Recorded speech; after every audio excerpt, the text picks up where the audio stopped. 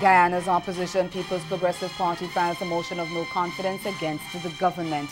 Our top story in Caribbean Newsline for Thursday, November 15. From the CMC News Center in Bridgetown, I'm Nicole Best. Good evening.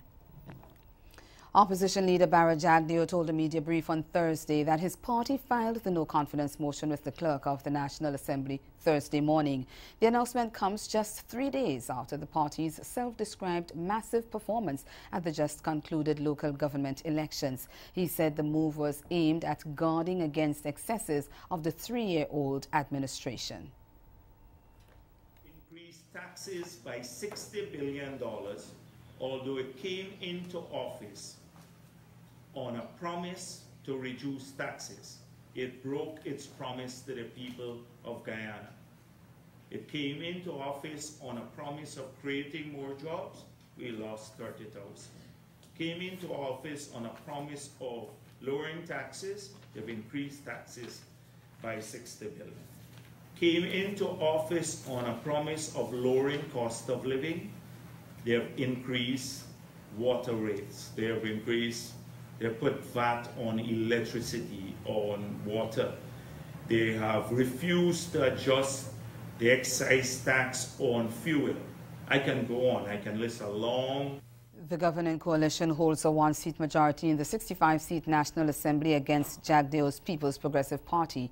Jagdeo, a former president, said that under the last PPP government, the combined opposition, which had the majority, had filed a no-confidence motion against the government for several reasons. He said the PPP has filed its no-confidence motion against the coalition government for a number of reasons also. Into office on a promise of clearing up corruption, arguing that the airport was corrupt, the Marriott was corrupt, and the Mile Falls. We have seen this government in office unable to prove any of this, but on the other hand, from the audit report, $500 million missing from the Durban Park project. The Public Procurement Commission ruled that this government has illegally awarded a contract for $605 million for drug purchases. Jagdeo said whether the PPP wins or loses the no-confidence motion, he believes the country will benefit from the debate surrounding it.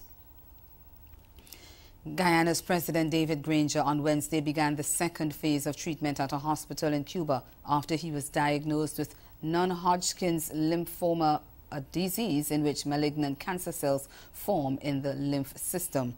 A statement issued by the Guyana ambassador to Cuba said the 73-year-old president underwent the first surgical procedure on November 1st and was discharged 5 days later and returned to his official accommodation. Following his second phase of treatment, he is expected to spend 2 or 3 days at the hospital. The statement said, and I quote, "The president has been working and resting in accordance with the advice he has been receiving from his doctors. He is in fine form and a good frame of mind. He is expected to fully recover under the supervision of his doctors." End of quote. Granger, accompanied by his wife, had initially traveled to Havana on October 30th for a medical investigation, which he deemed necessary because of an unusual physical discomfort. The non-Hodgkin's lymphoma was discovered after a series of medical tests. The Guyana embassy in Havana says it will issue another statement before President Granger leaves Cuba. In the meantime, he has expressed gratitude to Guyanese at home and abroad, CARICOM leaders, his friends and colleagues, and all those who sent best wishes for his full and complete recovery and his speedy return to Guyana, as well as the Cuba's president and government and the medical staff at the hospital he is receiving treatment for the special care and attention he has received. Still in Guyana, 10 fire officers have been interdicted from their duties to allow investigators to probe allegations that they stole items from the Fly Jamaica plane that crash-landed at the Chedijagan International Airport on Friday. The decision comes just as government issued a press release calling for the perpetrators to be brought to swift justice. The firemen, including both senior and junior officers, were arrested almost immediately after it was reported that they removed items, cash and gadgets from the Boeing 757-200 plane. We get more in this HGP Nightly News report. A source close to the investigation revealed that the investigation into the alleged theft aboard the aircraft that crash-landed last week Friday has not yet been completed, with additional statements still being filed. In the meantime, the 10 officers implicated in the incident that has reached an international audience have been interdicted from their duties. The police informed this newscast that the interdiction comes at a time when investigators are intensifying its case. After being held for more than 72 hours, the men were granted station bail at a cost of $100,000 each. Police are still conducting interviews. The police reported that the ranks who boarded the aircraft the night it crash-landed handed over 2 cell phones, which were already stashed in a vehicle. Among the other items that were stolen were foreign currency and other valuables. Fire Chief Marlon Gentle, following the incident, told the media, quote, "They were dishonest. There is no long and short of it. We unreservedly apologize, but this is not the behavior of the ranks and the members of the Ghana Fire Service. This is clearly a fringe element of the fire service or persons, including supervisors, who could forget morals and principles," end of quote. We would ask all fundraising activities being... We apologize for that, but moving on now to the story from Grenada. The Grenada Union of Teachers has pushed back following government's announcement that it will be deducting money from the salaries of protesting public officers and teachers. The 4-day protest, which was started by the Teachers Union last week, is over government's announcement that it is not willing to pay 25% gratuity to public workers. It has instead said that it can only pay a 2%. At the post-cabinet press brief on Tuesday, Trade Minister Oliver Joseph said Cabinet has agreed to inform employers that they are within their legal rights to withhold wages from striking employees. The announcement was followed up with a letter to all permanent secretaries in government ministries. President of the GUT, Lyden Lewis, now says teachers are now being advised to stop all extracurricular activities until government retracts its decision.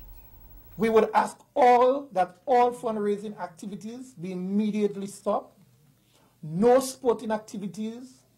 We would not have the National Primary School Games. We would not have any parish games. We ask our teachers to collect all SBAs and ship them to the Ministry of Education without them being marked, because this is not our duties, and also CPA papers. We would withdraw from all football and netball competitions. No debates, no art festival. All sporting activities to end immediately. No young leaders, no junior achievers, no extracurricular activities, including any groups in the school. Healthcare professionals and civic organizations in St. Lucia are calling on the government to take immediate action on the worsening healthcare crisis in the country, or else. The Trade Union Federation affiliates met this week to voice their concerns about the deteriorating state of the country's healthcare system. Rehani Isidore of HTS News Force tells us more. Healthcare topped the agenda during a November 13th press conference led by the Trade Union Federation and 3 public sector labor unions, including the Civil Service Association, the St. Lucia Nurses Association, and the Medical and Dental Association. We have met with the government of St. Lucia on a few occasions to discuss this matter, but to date our health situation continues. And as such, we felt it necessary to again engage collectively to send a clear message to the government that it must place great importance on our health sector. They collectively represent the interests of thousands of St. Lucians employed by the government working at various medical facilities. First, the conclusion is clear. Those in charge of healthcare do not care. The CSA and the SLMDA have accused the government of breaking the law. A report from the Ministry of Labour has lighted numerous occupational safety and health violations, which would have forced the closure of any private institution. The government is therefore breaking the law of the land and continues to ignore the recommendations of the officials of the Ministry of Labour. They charged the Alan Chaffney-led cabinet failed to address occupational health and safety concerns flagged during assessments conducted by the Department of Labour on the Victoria Hospital and the St. Jude Hospital, currently housed at the crumbling George Odlum National Stadium. LMDA has already given notice of impending industrial action to the Ministry of Labor. The St. Lucia Nurses Association reiterated appeals to the Health Ministry to ensure state-run medical facilities are adequately staffed and up to par with international working standards. No longer can we remain these nightingales, whilst the environment in which we work are deplorable.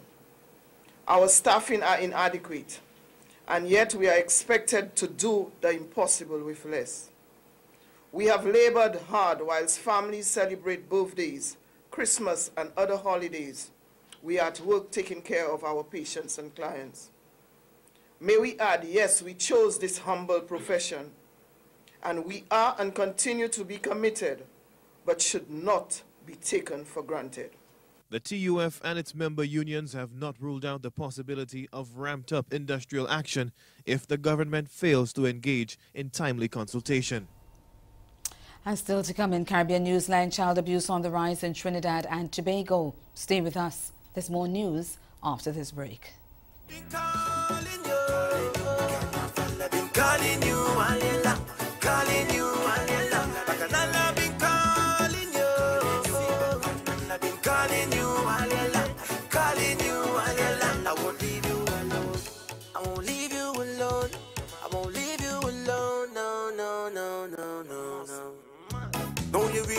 Complete, can't have a lena me toss and sleep.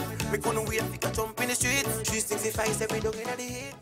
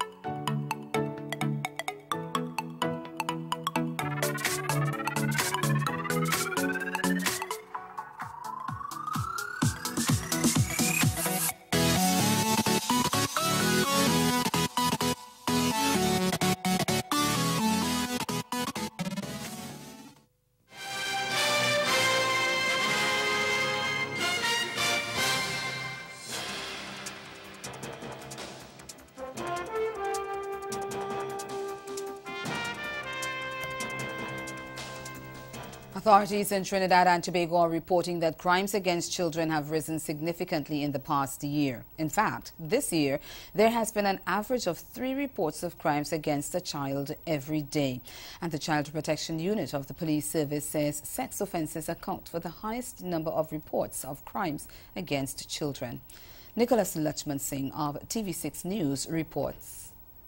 The Child Protection Unit of the TTPS says sexual penetration and sexual touching against children continue to be the most prevalent reports for which several persons are now before the courts. It's an increase of 59% for the current period.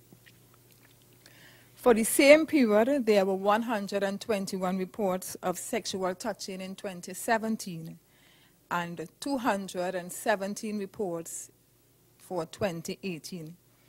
Representing a 79% increase for the current period. Adding that there has been an exponential increase compared to last year. Overall, there have been 584 reports of serious crimes against children in 2017 and 926 reports of serious crimes against children in 2018. This figure reflects an increase of 59% in the current year. Of these reports, there are 353 matters currently. The United Nations Commissioner for Refugees, the UNHCR, says it has registered carefully the concerns of more than 100 Cuban nationals who have been protesting outside the UN buildings in Trinidad in support of their applications for asylum. And it says it's working to help them their immediate needs and to provide practical information on how best to convey their circumstances to the appropriate authorities in the Twin Island Republic. On Tuesday, the Trinidad and Tobago government described as very complex the Cuban nationals' situation. The Cubans want their applications for asylum expedited by the UNHCR and say they are prepared to go to any other country, as some of them have been in the CARICOM nation for the past 3 years awaiting assistance. The Cubans, who say they fled their homeland because they have been persecuted for being peaceful opponents to the totalitarian regime of the Castro brothers, began the UN Refugee Agency, say it will continue to support the government of Trinidad and Tobago in its efforts to address the needs of refugees in ways that are efficient, humane and achievable. The Attorney General of the Bahamas, Carl Bethel, says government is seeking to amend the injunction that prevents construction of new buildings in the country's shantytowns. 100 shantytown residents filed a lawsuit against government earlier this year after it announced that it was going to evict them and tear down the buildings in an attempt to rid the country of shantytowns. Speaking to local media earlier this week, Bethel said despite discussion with other lawyers involved in the matter, no agreement has yet been reached. However, his team is seeking to amend the injunction to ensure no buildings are constructed and no additions to existing buildings are made. We get more in this report from ZNS Network News. Legal team involved in the Shantytown case taking steps to move the matter through the courts. The case is now before the courts after some 100 Shantytown residents initiated legal proceedings to fight being evicted from those communities. This as government seeks to rid the country of shantytowns. Attorney General and Minister of Legal Affairs, Senator the Honorable Carl Bethel, provided this update earlier this week. Seeking to have an amendment to the injunction to prevent any unlicensed building or additions to any structures in any of the shantytowns. There was some discussion with counsel on the other side towards an agreed position. We have not arrived at a point of any agreement. The Attorney General said a meeting also took place with attorneys involved in the case on the way forward. We will take the next steps to advance this matter. We are intent on two things. One is, as I said, the amendment, getting the amendment of the injunction to prevent any new construction. And ahead in Newsline Sport, West Indies women at the top of the T20 World Cup standings after beating South Africa. Stay with us. Sport is next. This hurricane tip comes to you compliments the Caribbean Disaster Emergency Management Agency and the Caribbean Media Corporation. Be prepared. Do not go outside barefooted or in slippers after the hurricane.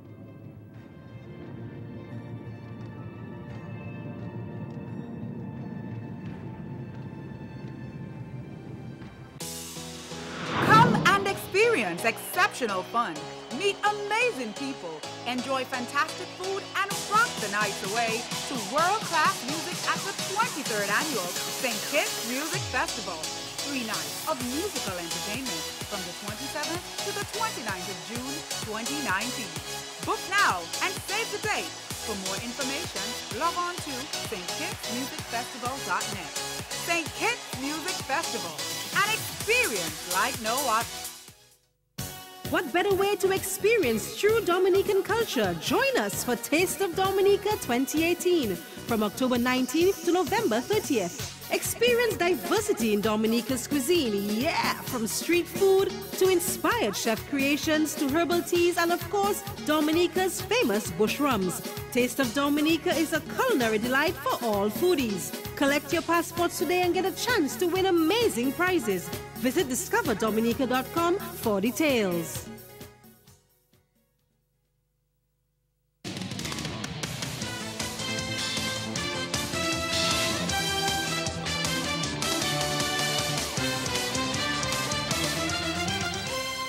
West Indies women shot up to the top of the table after dismissing South Africa by 31 runs in their Group A clash of the ICC Women's T20 World Cup last night.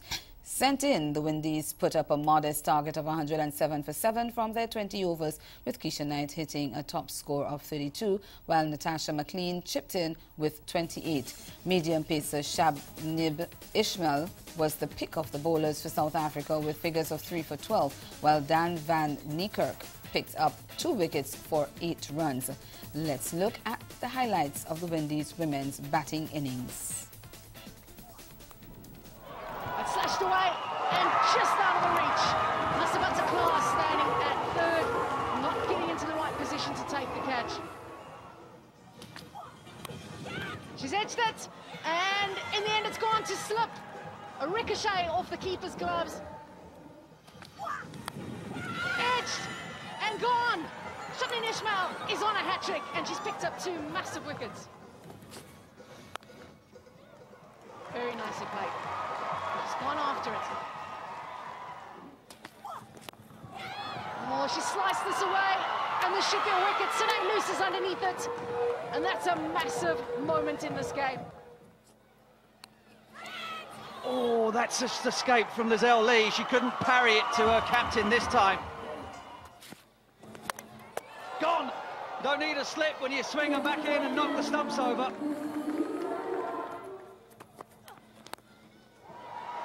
Violent stroke. There's Caribbean flair. But the thing that strikes us now is the way McLean is striking the ball. Talking about being peppered, that has gone the distance. Picked up on the length. Nice shot, lovely strike.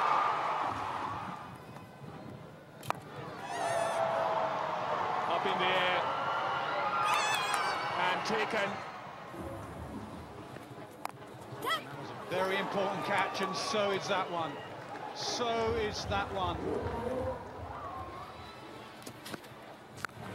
Well, it's a full toss, and it's gone in towards the stadium. What a fantastic shot. Driving the ball down the ground, in the air. It's gone a long way up, and try on complete. However, Captain Stephanie Taylor then not only spurred on her troops but led them from the front on her way to grabbing 4 wickets as the Proteas were bundled out for just 76 in 18.4 overs.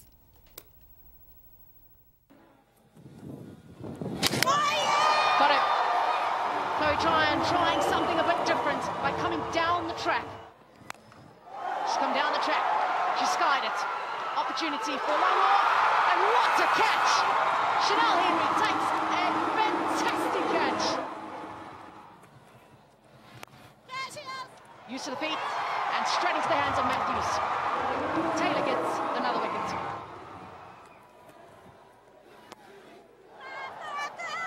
Was an opportunity for another run out, another direct throw. The West Indies have been brilliant. Taylor really does toss it up, and he has an opportunity possibly for another run out. The bat is short, and yeah, thank you. I'm ready with my decision. Short of the line, and the celebrations begin as the West Indies will register a win. And Sri Lanka condemned Bangladesh to elimination from the ICC Women's T20 World Cup as they picked up their first win of the tournament with a 25-run verdict. In the low-scoring Group A affair at the Darren Sammy Cricket Stadium, Sri Lanka successfully defended a paltry 97 for 7 to earn full points and go second in the group on 3 points behind leaders England. Sent in, Sri Lanka was carried by a top score of 31. But to no other batsman passed 20 in a disappointing outing. In reply, Bangladesh were never in the hunt once they lost 2 wickets in the opening over with a run on the board. Nigar Sultana Jyoti resisted with 20 off 41 balls, but Seema Chamari hurt the innings with 3 for 17, while Sriwadna returned with her off-spin to pick up 2 for 10 as Bangladesh folded. Over to football now. Winger Reggie Lamb has been reinstated as Bermuda captain for their CONCACAF Nations League qualifier against El Salvador on Friday night after being stripped of the honor in his side's 12-0 win over St. Martin last month. Lamb, who scored a hat-trick in that match, was replaced as captain by defender Dante Liverock, but will lead his country against El Salvador at the National Stadium. Mystery surrounds why the winger, who plays for English League Two side Cambridge United, was temporarily relieved of his responsibilities by national coach Kyle Lightbourne. Lamb took over as captain from Naki Wells, who has not played for his country for 3.5 years after missing league matches for his club side to return for friendlies. El Salvador, who are 70th in FIFA rankings, 110th position above Bermuda, have made a strong start to the Nations League qualifier with a 2-1 win away to Montserrat and a 3-0 victory at home to Barbados. Bermuda's 12-0 win over St. Martin came after they lost 3-1 away to Aruba. And former TNT football captain Dwight York believed the structure of football in the Twin Island Republic needs to be reassessed. We'll tell you more about that, but at this point in time, that's the sport. Stay with us, we'll be right back. Barbados, renowned for its pristine beachfront and fantastic weather, continues to leave quite an impression on newcomers to the island and returning visitors. The Caribbean island, quite popular as a vacation hotspot, is not only beautiful due to its natural aesthetics. The island of Barbados continues to grow in popularity because of unique connections developed with our people, our culture. We can't wait to welcome you. What better way to experience true Dominican culture? Join us for Taste of Dominica 2018 from October 19th to November 30th. Experience diversity in Dominica's cuisine, yeah! From street food to inspired chef creations to herbal teas and, of course, Dominica's famous bush rums. Taste of Dominica is a culinary delight for all foodies. Collect your passports today and get a chance to win amazing prizes. Visit discoverdominica.com for details. I said, below people business. Good God, I tell you about. Now, see nigga, no see neighbor, your place won't fix up. Why you not allow people business? I want you to make it ring, ring, ring, ring. Now you won't have to call me. Comerte, ahora soy más fuerte. Quiero tenerte y no te voy a negar.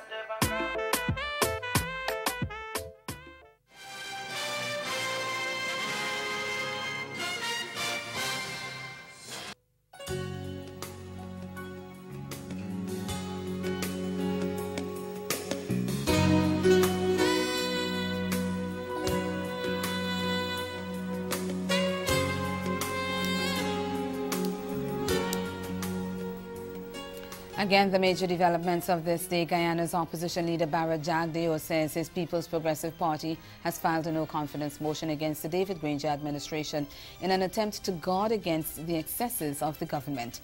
And in sport, West Indies women shot up to the top of the table after dismissing South Africa by 31 runs in their Group A clash of the ICC Women's T20 World Cup last night.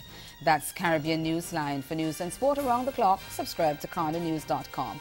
We'll be back here tomorrow. But until such time, do have yourselves a good night.